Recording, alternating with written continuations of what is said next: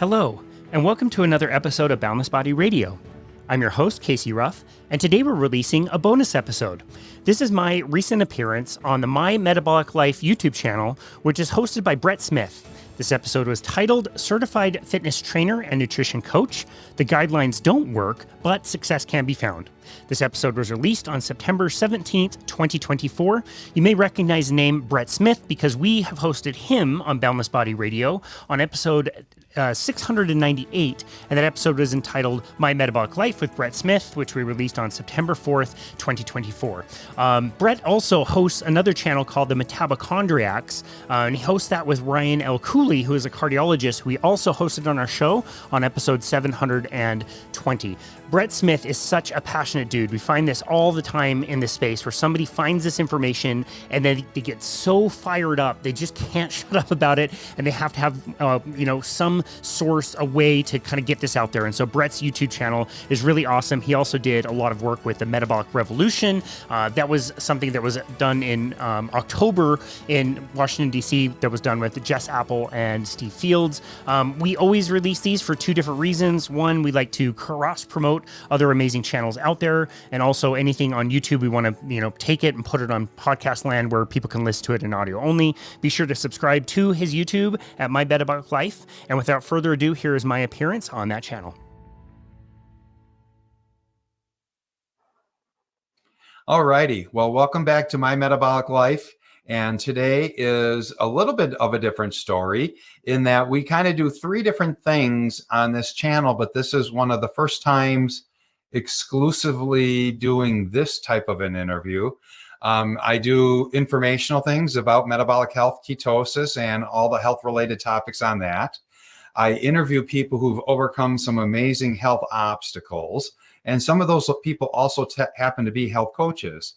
And I was interviewed by Casey a month ago or more than on his channel and with his program. And today I'm going to introduce you to Casey Ruff. And Casey and I both work with people. He goes much farther than what I do. I work with people with medical conditions and try to help them reverse them and lose the weight.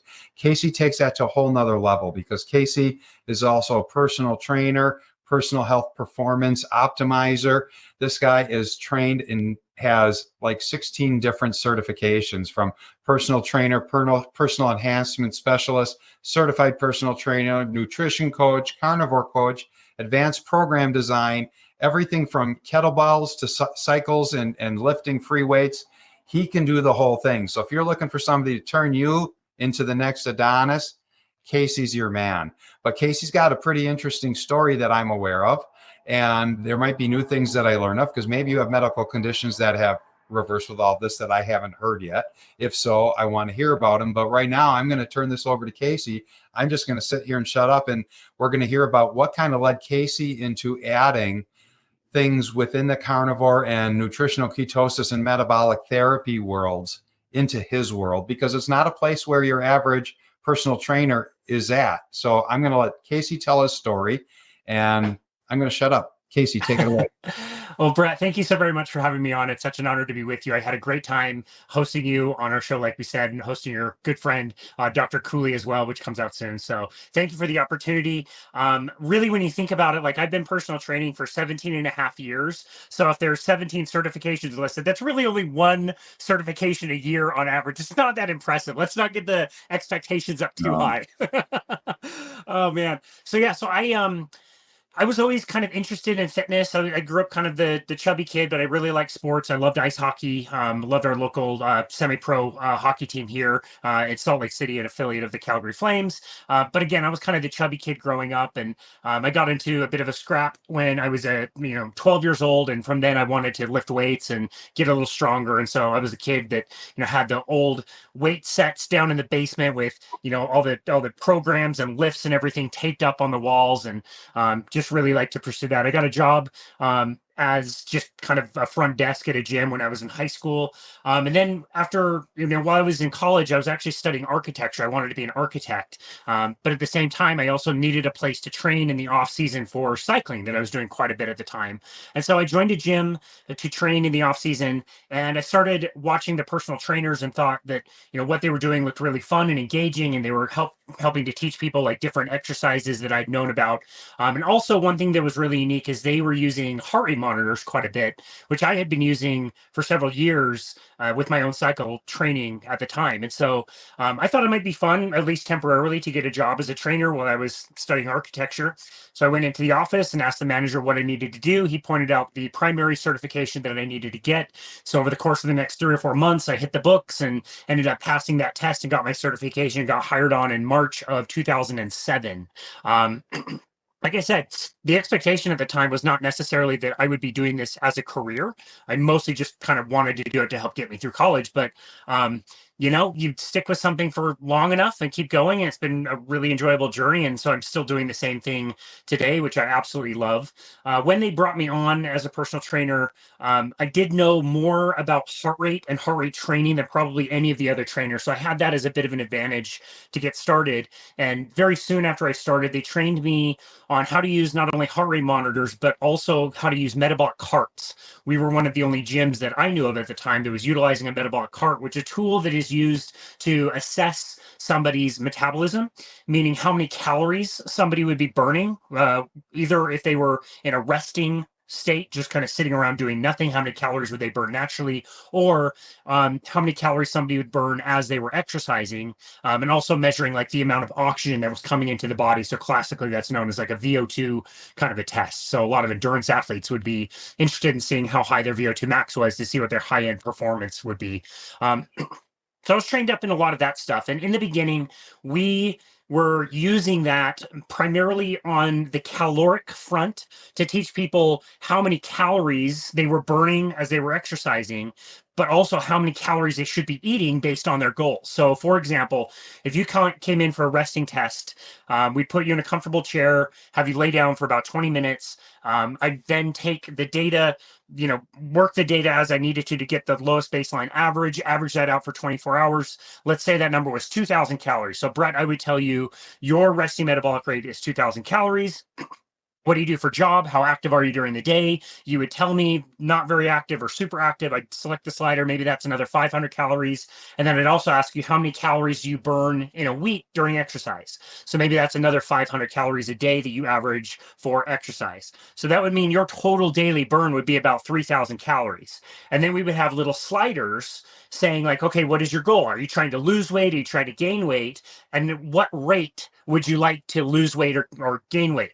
And the sliders would not allow you to go less than your resting metabolic rate, because we knew even back then that if you did a severely calorically restricted diet and ate less than your metabolic rate would then come down, and you would actually teach yourself to burn less and less calories, which is not the effect that we wanted. But as long as we were above that kind of baseline, if I said your resting metabolic rate was 2,000 calories, you burn 3,000 calories in a day, I could take that slider all the way down through some combination of increasing the exercise or decreasing the food, give you a target.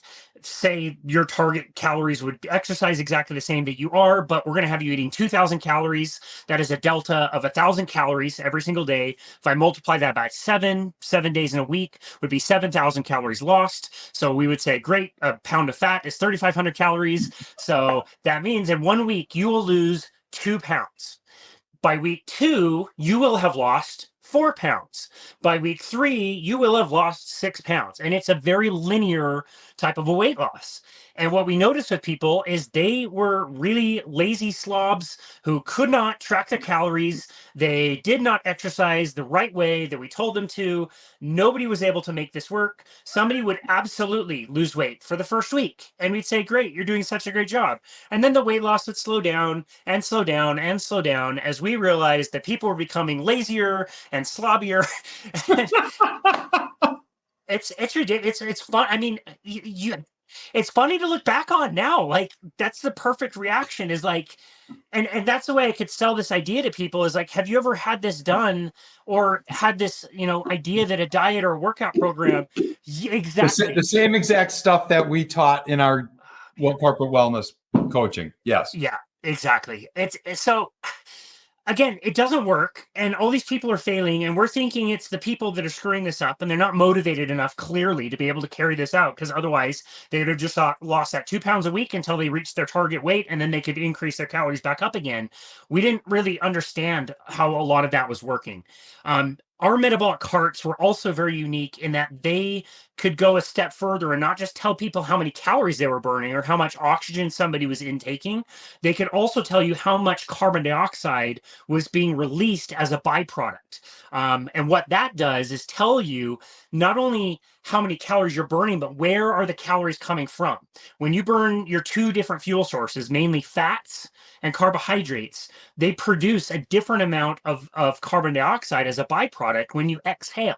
So if you're measuring that, not only can I tell you you're burning 12 calories a minute, but I could also tell you that you're burning 90% fat and 10% carbohydrates at a certain intensity, or maybe for other people that might be 80% carbohydrates and 20% fat.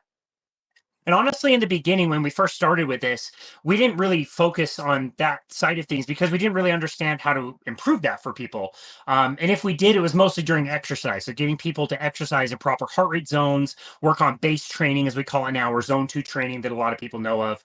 And it wasn't until 2012 that we were doing a call. This was a guy we contracted with another company, and he was working with very high-end endurance athletes, namely Ironman triathletes. And he was telling us that especially in different times of the year, the less intense times of the year, you could actually change an athlete's diet and feed them lots of fat, and their bodies would get used to using fat as a fuel source and would switch from primarily burning carbohydrates to then primarily burning fat. The only thing I knew of as an endurance athlete at the time is you'd burn so much carbohydrate and you only store just a tiny amount of carbohydrate in the body. And Yep. most people would understand what it's like when you run out of energy, you bonk, as they say, or hit the wall. So you have to be eating tons and tons of carbohydrates before, during, after these events, where this guy is saying, no, actually change the diet, eat lots of fat. My athletes eat cream and bacon and butter, and now they don't need to take as many calories with them. They don't need to eat as they're competing at the highest levels of triathlon Right. because they're burning fat as fuel, and you store tons of calories of fat, even if you're very, very lean. So this was like kind of mind blowing, and the first time that I'd ever been introduced to the idea that fat could be something useful for somebody. Later on, I came across the work of Nina Teicholz and was introduced to the concept of the big fat surprise. Um, he started to learn that fat was, actually an okay thing and not to fear it. I decided to get certified as a official nutrition coach back in 2017. And the company that I got certified with was very well respected. They're one of the most well respected kind of nutrition coaching companies. And that almost re-indoctrinated me into the idea that you needed whole grains, you needed fruits and vegetables, you wanted to balance your meals and tell people to make lots of snacks and make sure they're meal prepping. And we would give them reference points of, like, based on your hand, how much carbohydrate you would need in a meal and how much protein you need in a meal and how much fat you need in a meal and all these different things. So I got more into that and started, again, coaching people on more balanced meals, and certainly not anything like ketogenic or the stuff that I do now. During this time as well, we were also, as part of working with this company, we were not forced is a strong word. We had to, as employees of this company, get people to sign up for weight loss contests that the company would host. They Yep. decided to pilot something back in, I want to say it was 2014, where they did a 3-month challenge. They called it the 90-day challenge. And they realized that if they made it a big deal and got trainers involved and discounted our services, they would make a ton of money. They realized that they made lots of money. So they were doing that twice a year. They got smart and said, well, we're making so much money, let's shorten this to 60 days and let's do this 4 times a year. So every 3 months, we would have to do this contest that we weren't really compensated for, which is part of working there. We'd have to sign people up. We would give them big packets of information of all the different workouts and shopping lists and, delicate, like really over the top recipes with ingredients like rutabagas and like arrowroot powder and like all these obscure things to help somebody lose weight. And the compliance percentage as a company, the number that I heard was about 15%, meaning if you signed up for this contest, you would have a 15% likelihood of standing on the scale at the end of the contest, regardless of whether you got good results or not. So what you created is a bunch of trainers who were burned out on a program that people wouldn't do. And as like if you signed up, Brett, you would not be likely to do this 2 times, 3 times, 4 times. If you already did it once, you got all the information and it failed, you didn't like it, like you would not just sign up for it again and Sure. again and again and again. So we'd have to go find new people all the time. And it was incredibly frustrating. In one of these contests, this is back in 2018, I was paired up with another employee of the company who was he had to sign up for this thing, and he was describing his diet, and he's the kind of guy that was like, I want to lose 25 pounds. I'm waking up in the middle of the night because I'm starving. I'm eating bowls of cereal. And it's like, okay, I recognized at the time, like, at least you're not getting any, protein and fat in the diet. So just increase the protein and fat that you're getting. Hopefully that makes you more full, and maybe you'll eat less of the sugar. I think that would be an okay thing. And he came back to me 2 or 3 days later and said, I've already lost like 2 pounds. What is this keto stuff? And I was like, I mean, that's really good weight loss. We never got anybody to lose weight that quickly before. And I've seen that name keto, but kind of like you in your story, like I didn't know what keto was really. Um, but he was getting good results, and we wanted him to get good results, obviously. And so that was kind of the day that I wanted to dig in and see what is this, what is keto, why is it that my nutrition manual basically has one sentence that says when you burn fat, you break it down into molecules called ketone bodies. And that's kind of it. Like there's another paragraph somewhere else in the book that mentions it, but it doesn't go into any detail and talks about the risks of going into ketosis. When what I'm seeing with this guy and later myself and later other clients is actually like I don't see much risk, and people are losing lots of weight and they're feeling really good, and they're able to maintain muscle mass really well, which we were validating on body fat scales.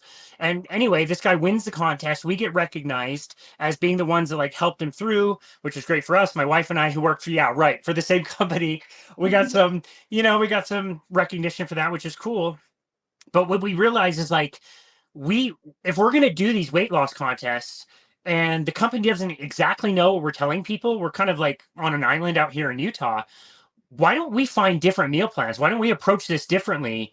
Let's take anybody who's doing, this kind of contest with us. Let's put them on a ketogenic meal plan. So I was downloading meal plans from different websites that were just simply low carb. They weren't difficult. They weren't elaborate.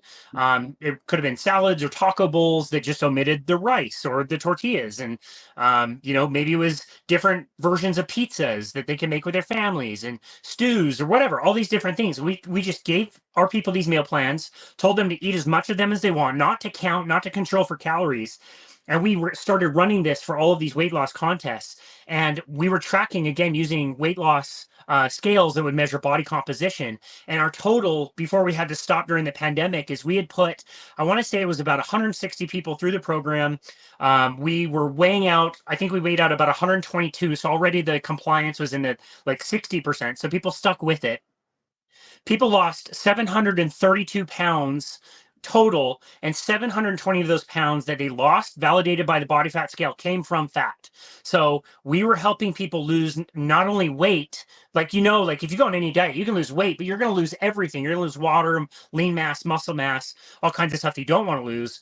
These people were losing fat, and it was amazing. It was like fun. We always had a winner in a contest. People, we tracked one time the difference between the people that signed up for one contest and would re-sign up for the second contest. And we would take a look at the washout period in the 30 days between when somebody weighed out versus somebody weighed in. We found that, with any other contest, of course, people would gain their weight back. And in this washout period, we found that people maintained their weight loss. Like you couldn't do that. Nobody did that. It was amazing.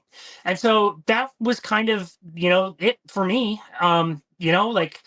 yeah, totally mind blown. Why is it that I'm telling people to do exactly the opposite of what I've been told to tell people that I found really difficult to maintain myself? I couldn't meal prep that way. Yet people do the opposite. They feel great.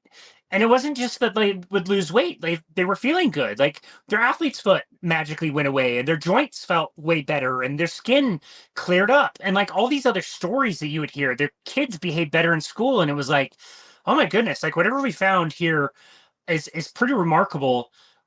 This is what I'm gonna do. Like I don't care what way it is. People are paying me to help them get good results. I'm gonna help them get good results. And so far this looks like it's, gonna work for people. I kept learning about it and make sure it was safe and that we were doing things in an ethical way. And people started to figure out what I was doing. And I earned the nickname Keto Casey, which at the time I hated because I didn't want to be that guy. I didn't want to be pigeonholed into that thing. And eventually I sat down with a manager who said, look, just own this, like know more about this than anybody else and just be that guy. And so that was kind of my journey into low carb, and eventually carnivore came into the picture. But yeah, it was a combination of using the metabolic carts to validate how people were burning fat, how that was helping, not only somebody like myself who was really interested in endurance sports, but also everyday people who just wanted to lose weight. They just wanted to burn lots of fat. And the combination of the weight loss contests that we were forced to do, that when we were giving people, the low carbohydrate meal plans, they were just getting tremendous success. So that was kind of how I got into all of this to begin with. Oh my God. I mean, in what you're just reminding me of here, and you're aware of my story and how I kind of broke my brain in 2018. And it was this one TED talk by Dr. Sarah Hallberg out of Purdue University in Indiana. And it's got like 30 million views now. And it's called "To Reverse Diabetes and Obesity, You Have to Ignore the Guidelines." Because basically what you're just kind of saying is the same thing, is that you have to go against almost everything that you were trained and certified and what all the protocol was. And when you just get people eating real food and cut out the processed carbs, obviously exercise is going to help with everything in the body. But you go against what the narrative is that everybody lives within, and you find the success. Yeah, it's quite interesting. She was a wonderful person. I have her book here. I don't know if you've seen Oh, this. yeah. It's such a good book, Status Quo Thinking. I know you and I are both fairly emotional kind of people. And I can tell you, like in the introduction, I cried a good 2 or 3 times for sure.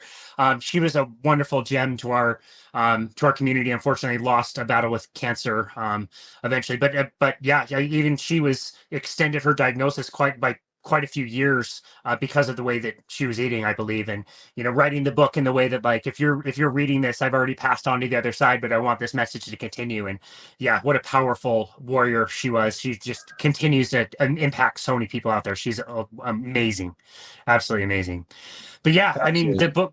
the total title of the book, Status Quo Thinking is Harming Your Health. We have this idea that carbohydrates are essential. You need them. The brain needs them. You're not going to be able to survive without them. They're available now all everywhere all year round, regardless of whether you live in the North Pole or at the equator. And it's just that idea has just been so harmful for our health, to the point that now a ketogenic diet sounds like a fad diet, when the reality is the ketogenic diet is the oldest diet that we have. It's the way that we thrive. It's one of two major metabolic mechanisms, ways that we burn fuel. And the other way that we burn fuel when we fuel ourselves with carbohydrates is an emergency backup system that should run extremely rarely. Yet we are throttling it as a culture all day, every day for decades. And we wonder why we're having an obesity epidemic. Why are we having a diabetes epidemic? Why are the rates of autism and ADHD and all of these chronic diseases skyrocketing in younger and younger populations, where you see, fatty liver disease in kids under 10, and we're recommending Ozempic for these kids, or bariatric surgery at age 13? Are you kidding me? Like, this is not genetic. Like, we have vastly changed our diets due to a crazy chain of events that paid a lot of people, and now we have major industries that are multi-trillion-dollar industries making money on our poor health. And so it's pretty crazy, the way all that kind of went down. But yeah, you're right. It's the work of people like her and her courage to step out of the normal medical system and find something different, and not shut up about it and talk about it and get people on it, and literally heal people. It's incredible to find how bad the situation is for most people, but the contrast of that is how much healing we can help people with by getting this message out? I'd like to play off that for a quick second, because instead of allowing us to both go on the emotional and how sad it is about Sarah being gone, because that'll choke us both up. But I want let's channel it into another direction, because I made a note or two as you were talking on some things I want to follow up on, because you see this, and I'm sure because you're working with athletes all the time, and I'm sure from you've got them all the way from high school on up. But I have these I have friends, and soon now eventually grandkids, who are going to be in athletics and everything, and they can't go to first or second grade without having 3 snacks brought so that they can make it from breakfast to lunch, and they have lunch at 10:30. They're going to soccer practice, and the coach is emailing you, make sure you send them with their Gatorade and their fruit snacks, so that when we take a break at after each of the 2 periods in soccer, they can refuel. The insanity and the diabetes and all of the chronic conditions, that just those things right there alone.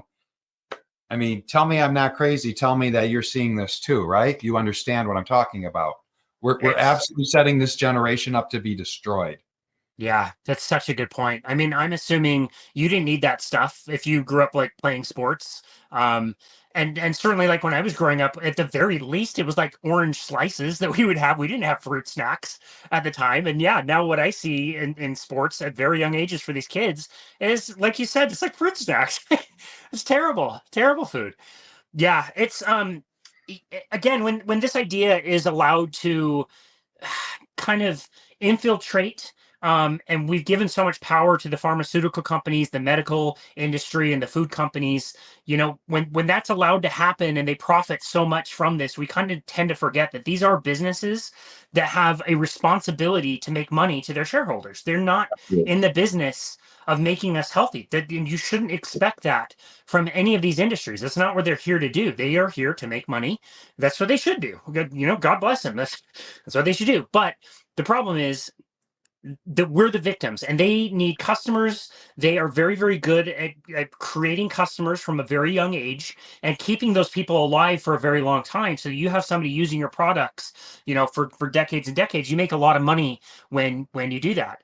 And so, yeah, it's really unfortunate, that again, that the chain of events that happened that put us on this course. And the other issue is, when you see it around you everywhere, you stop thinking of it as a problem, and you just see it as normal, when it's not necessarily normal. It's just the average. You walk through the mall, you go to the airport, you see everybody, like, okay, this is what's normal, and it's not normal. It's just the average part of it.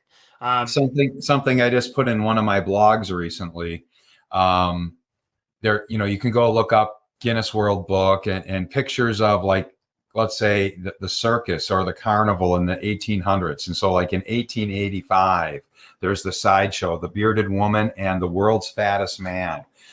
You see the picture of the world's fattest man, and you have him walk through Walmart right now. He wouldn't stick out. You wouldn't know that this used to be so uncommon, because there's 6 other people in the store much heavier than him.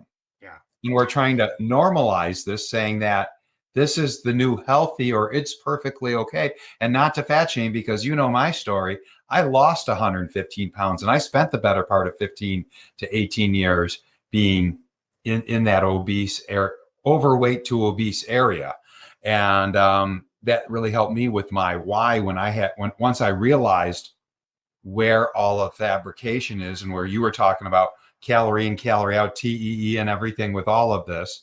And it actually doesn't work for anything, and it never works sustained.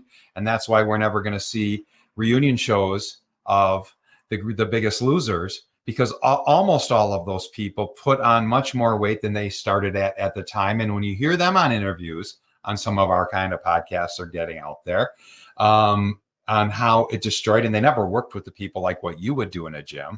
It was just for 5-10 minutes, just to make it look like they were doing this every day with these people. But I guess the bigger concept I'm going with there is we just live in a dystopia world. Things are so turned upside down. The food pyramid should have been upside down. And once you do that and take what was the base and make it the rare and occasional thing, everything self-corrects. Yeah. And even shows like South Park. Like, I don't know if you saw the Well, that's episode of exactly. South Park.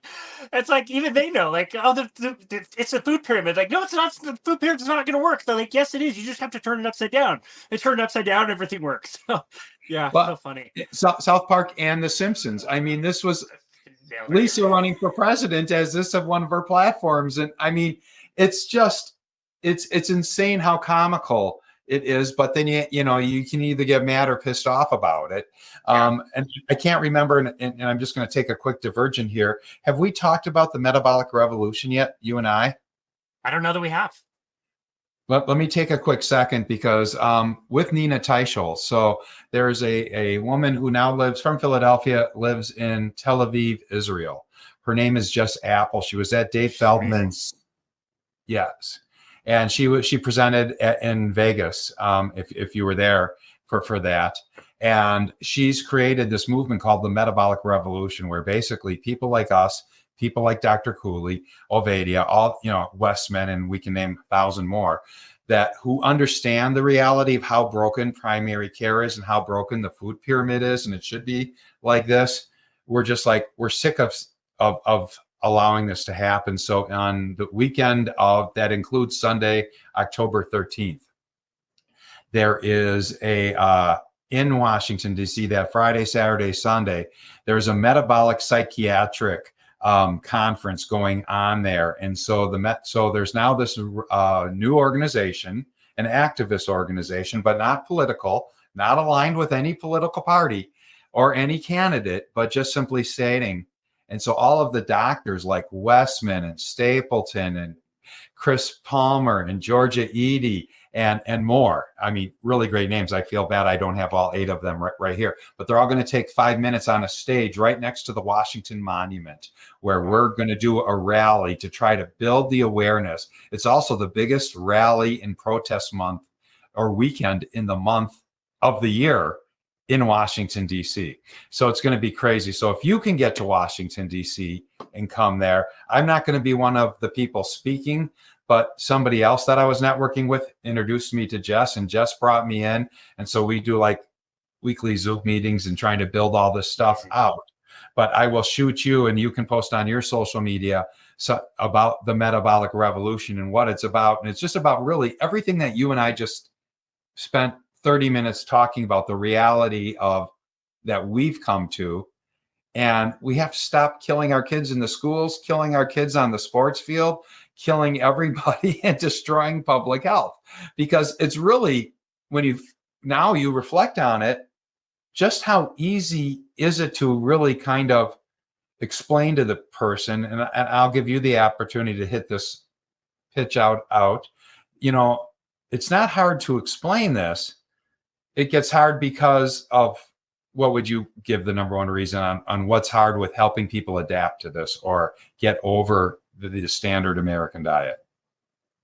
Oh man, well, I think they're up against a lot of different things. I have heard about the metabolic revolution, and you're right, it was amazing to meet Jessica Apple in person in Vegas. She's just absolutely lovely, and her talk there was stunning. She did a wonderful, wonderful job. So yeah, I'm definitely looking forward to that. So that would be amazing. But yeah, I people have it hard because it's so many messages against them. Um, that are continuing to, again, line the pockets of all these different industries. So on the one hand, people are told about cholesterol, and that, if they eat fat and, they eat red meat in particular, they're going to have high cholesterol. That's one of the narratives. People are told about the fat shaming thing. People are marketed to with foods that are highly palatable and hyper addictive, and people have a hard time stepping away from them.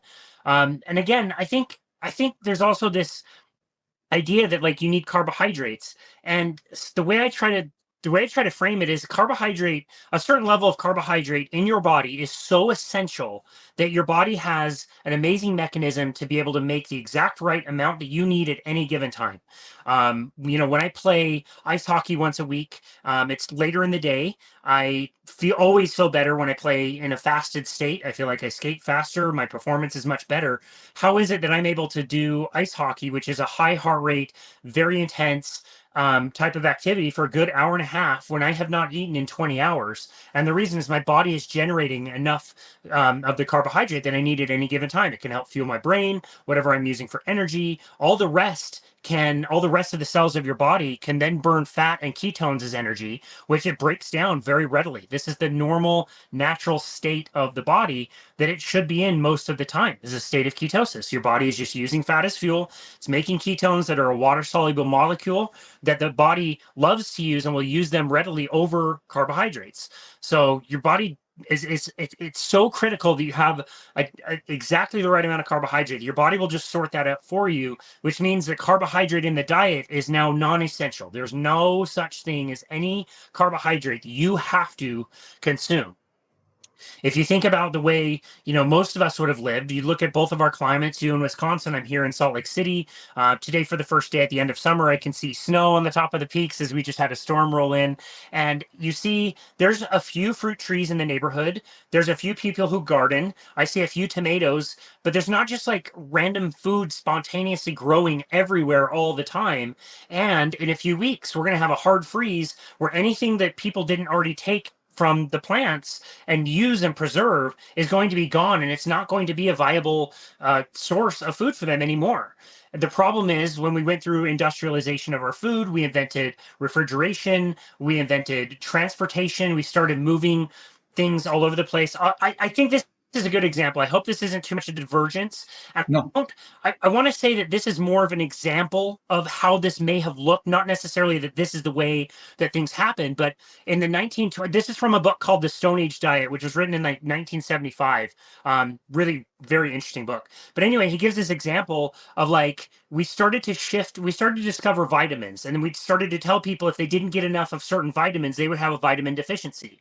So you have a story of a woman walking into her local grocery store in New York City in February and looking around and seeing that there's no tomatoes and asking the store clerk, like, do you not have any fresh tomatoes? I just am learning that, like, if I don't feed my kid tomatoes, he's going to have a vitamin deficiency. And the clerk may have looked around and said, like, lady, what are you talking about? Like, it's February in New York City. We don't have tomatoes.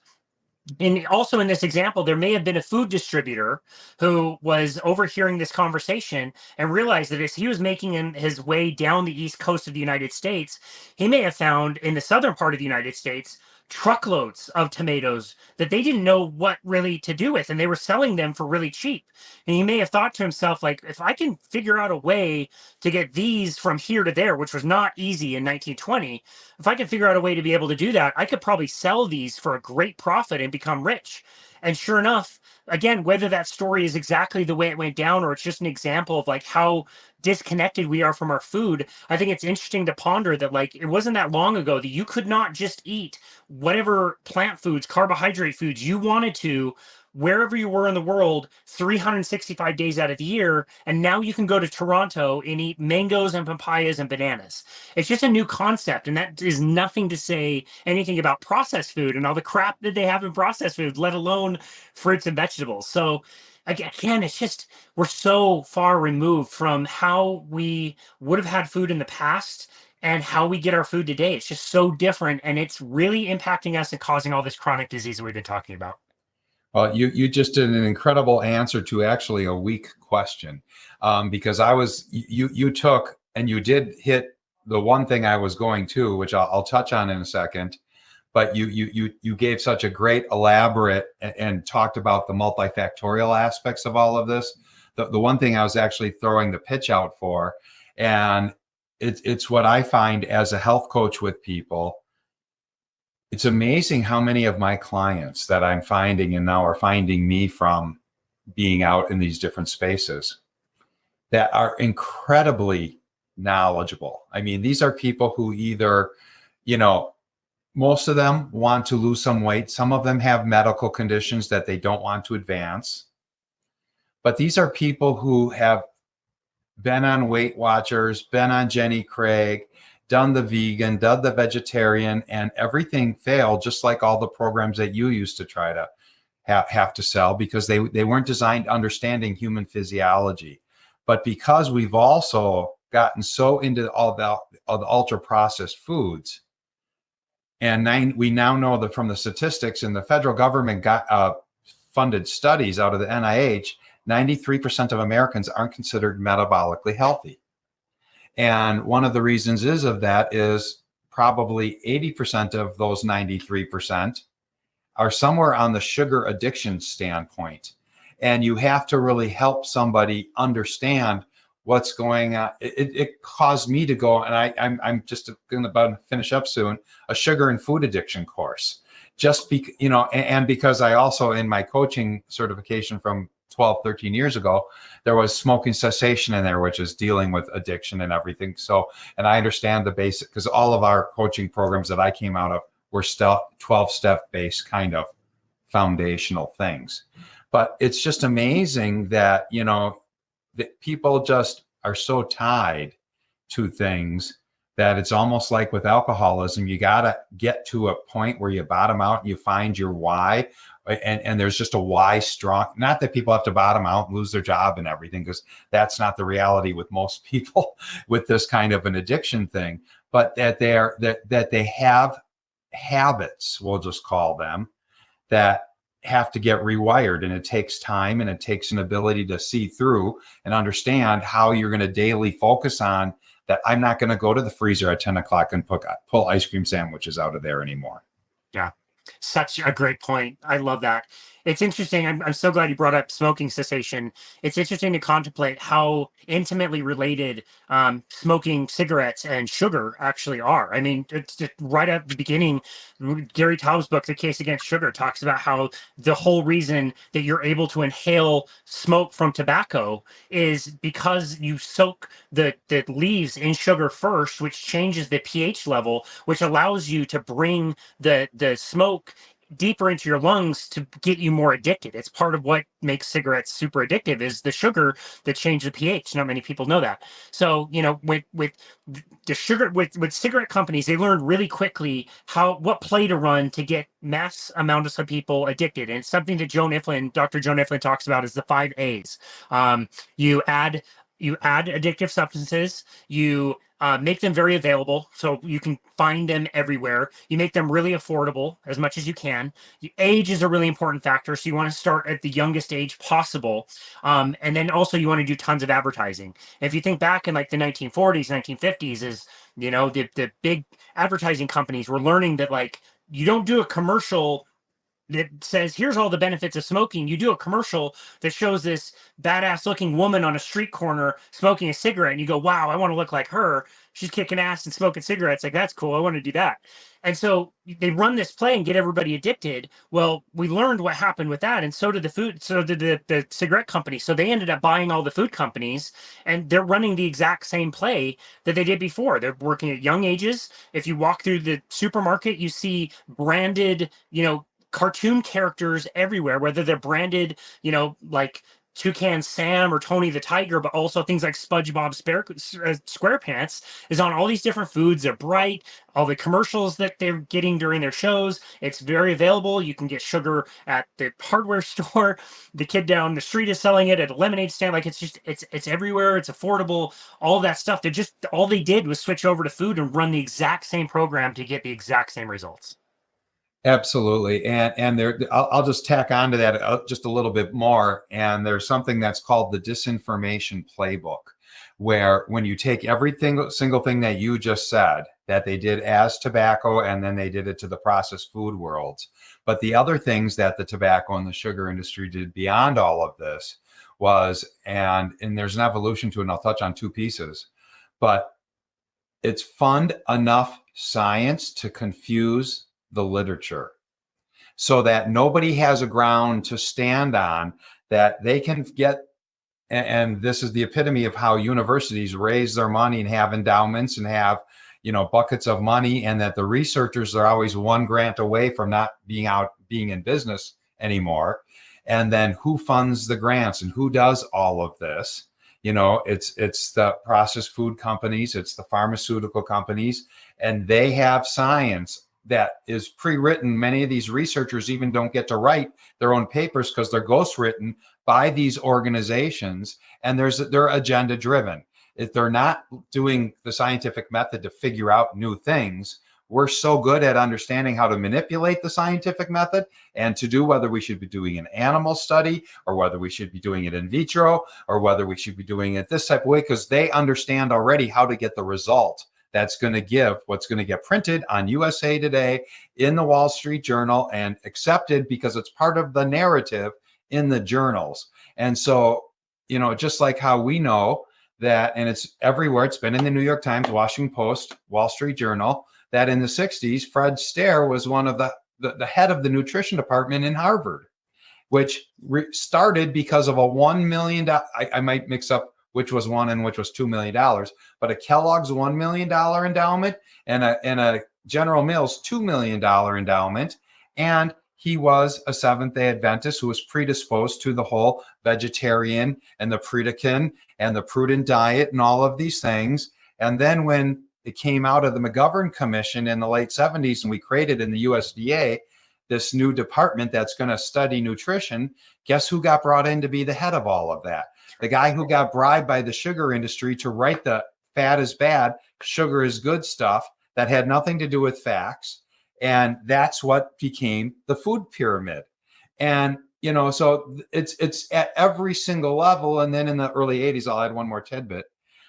We had the Bayh-Dole Act. So Robert Dole, eminent former Republican presidential candidate, he was on both ends of this part of the equation. So in the late 70s, when we call it the McGovern Commission, because McGovern is where it was originally in the 60s, a malnutrition committee that was put together, that then they decided, we need to get rid of fat. Fat is the bad thing that's going on here. They created the guidelines and the law and the Department of USDA for the nutrition studies. So Dole was the leading Republican on that committee. And so it was the two of them that got that pushed through. But then with Senator Bayh, they wrote the Bayh-Dole Act in 81, which made it just so instrumental for all of the tobacco, the pharma, the food, to that when researchers get grants to do these things, the researchers and the CDC and the FDA and the NIH people that are also assigning the grants and overseeing all these things, that they all get paid on the revenue of the product being approved, which is why, and not to get overly political, but this hits it home more than anything else with what we've learned in the last 4 years of how the playbook and the Bayh-Dole Act all come together in, we'll call it unintended consequences, but the employees at the NIH and CDC just received $700 or $800 million from Moderna, from pharmaceutical, because they owned all of this, and this law and everything just created the incentives. Because if we learned anything from Warren Buffett and now his partner Charlie Munger that passed, if you want to see an outcome, follow the incentives. So all of the incentives, the universities and the professors are going to make the huge dollars on what comes through. It has nothing to do with pure research anymore. And I'm not trying to say every researcher in the world is corrupt. I'm saying the system we've created that is allowing all of these things to happen, the incentives are creating outcomes that are harming us. Wow. I actually didn't know about that act in 1981. So yeah, thanks for 81 or 82. It might have been 82, but Bayh-Dole. So you can look that up. And so yeah, but when you start studying all this stuff, because I came out of 30 years of health insurance and population health management, wellness, disease management, and a short stint in pharma, and I'm looking back at this in 2018 as I'm breaking my brain, and then I have to go, how did all this happen? How did I spend 30 years of my professional career in almost every single industry that now I love doctors and I'm thankful we have orthopedic surgeons and people who do surgery and do ER stuff. But there's a lot of doctors I talk to where they realize that most primary care, when you're following the guidelines that aren't structured around healing, and they're structured the way they are to create perpetual clients for pharma, for the systems, and the doctors are no longer autonomous in their own practices, that this just creates that most primary care doctors following the guidelines, bringing Dr. Sarah back in this, to reverse diabetes, you have to ignore the guidelines. And the guidelines create most doctors, and this is the most cognitive dissonance for them, and this might have come out of a little bit with your talk with Dr. Cooley, that they're doing more harm, and it's just because they're not taught everything in medical school. There's so many gaps in the foundation of their learning. They only understand ketoacidosis. They don't understand that babies are born in ketosis. Mother's breast milk is 60% saturated fat. That this is a whole new physiologic state that most of the world's living in that never happened 100 years ago.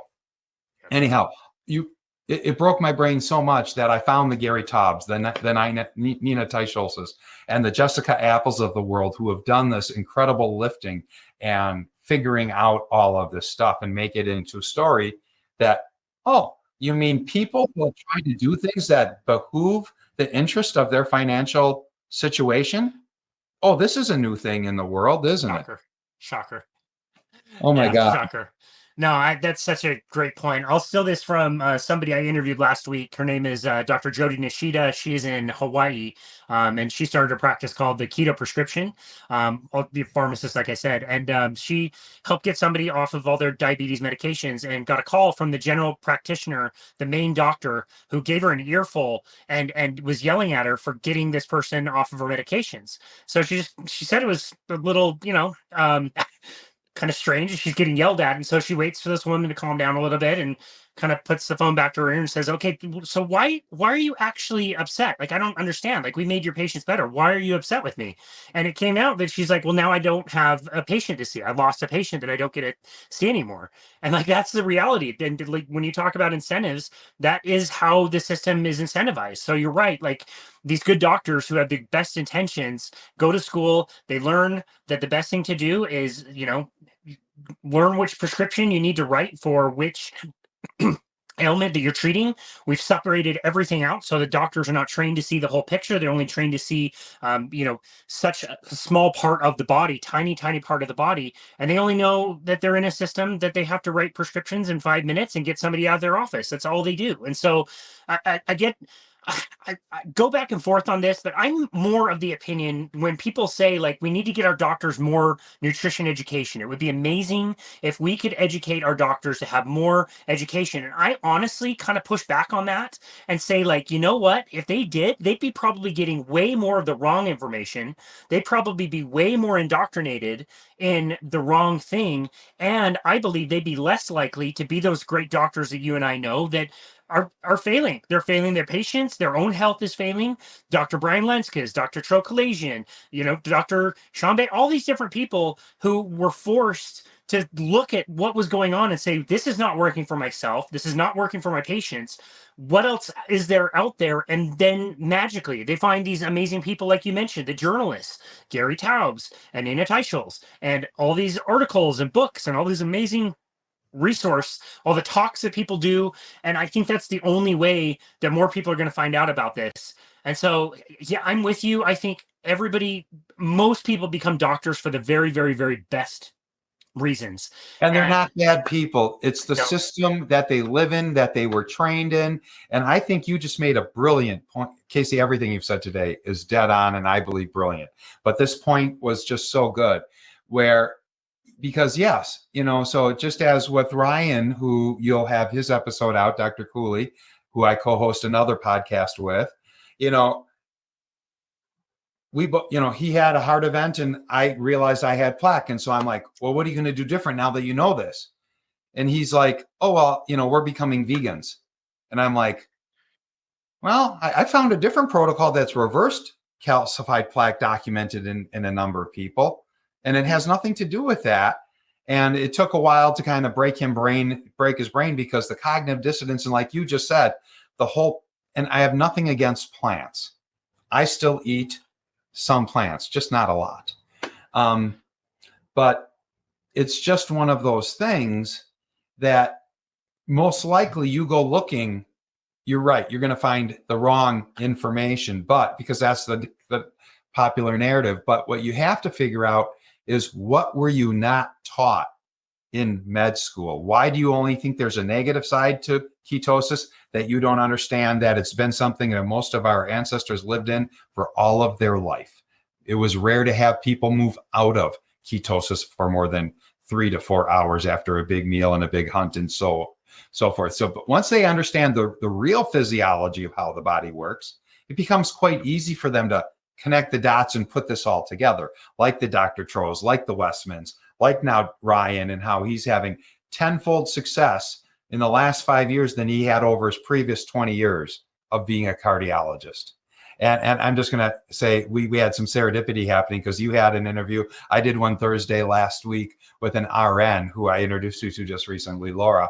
And she's been a 28-year keto before going 5-year carnivore. And she had the same thing with a doctor coming back at her, that working with the patient that was having, a 910 A1C level, so way out of control diabetic. She brought her back down, the patient down to a normal A1C, and she's no longer even pre-diabetic. And the doctor says, no, I don't like them coming down that low. I want them to stay in the 8 range, which is wildly uncontrolled. But Laura pointed out that she understands exactly why, because Medicare will pay them $900 as a specialist every time that diabetic comes in for their quarterly management appointment. So that's $3,600 just for seeing somebody for 15 minutes 4 times a year that doctor's no longer getting anymore. And the doctor threatened to write her up for her license by curing people. That's crazy. That's crazy. And so she'll do that story with you too. It's just the system that we're living in right now. And I don't want doctors being disrespected. The amount of time, effort, and debt they had to go into to get to where they are. But now they've got the most ultimate golden handcuffs because they came out with $500,000 in debt. They no longer are in control of their practices. They have to do what the system says, or go and try to be a trailblazer and do it on their own. And more are doing that and having success with it. Thank God. Yeah. So I've kept you for almost an hour now, Casey. Are there, we've, I think, covered some really incredible topics, and you've shown that this is exactly why I wanted you on here, because you're so well educated and you talk so well and understand not just the physiology of it all, but you've put together all of the nuggets as far as what's going on and what's led to all of this. Any last things you'd like to say? Well, first of all, before you have a last minute, I'm going to have Casey's contact information, because Casey does do an incredible amount of job of personal training, nutrition training, coaching people. So if you want to reach out to Casey, you'll have his email address, his website, and everything in the show notes. But why don't you really quick just say them real quick, and then they know what they're looking for. Sure. Well, thank you again for the opportunity. You're a natural host. I love your curiosity, and you added a lot of really great insights. So you're definitely a natural as a podcast host. And I'm excited to see your future content as well. Did such a great job. The main place that most people can go is just our website, which is called myboundlessbody.com. Simple to remember. All of our socials are there. The podcast that we do called Boundless Body Radio is there. Find our YouTube there. There's also the first thing that you'll see on the site is just a simple book now button.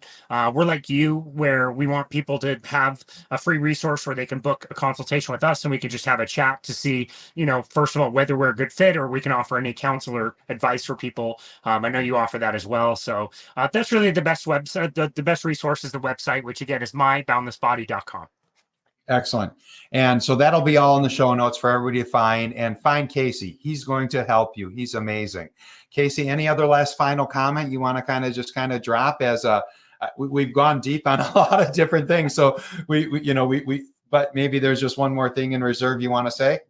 I would just reiterate the point you made earlier. Flip the food pyramid, and you would probably be more healthy than most people. Like, where you get the best health from is focusing your diets on animal fats and proteins by taking your carbohydrates down as low as you can potentially tolerate, regardless of whether that's, a few hundred calories of or grams of carbohydrates, or on down through the scale of low carbohydrate, ketogenic, carnivore, wherever you land as far as that goes. If you start by just focusing on the fats and proteins, get plenty of that, eat until you're very satiated, I think you'll make huge steps forward in your progress in your health, and really not be as reliant on some of these industries that are making tons and tons and tons of money on keeping us very sick. So that's a great way to end it. I'm going to let it go there. I'm going to hit stop recording.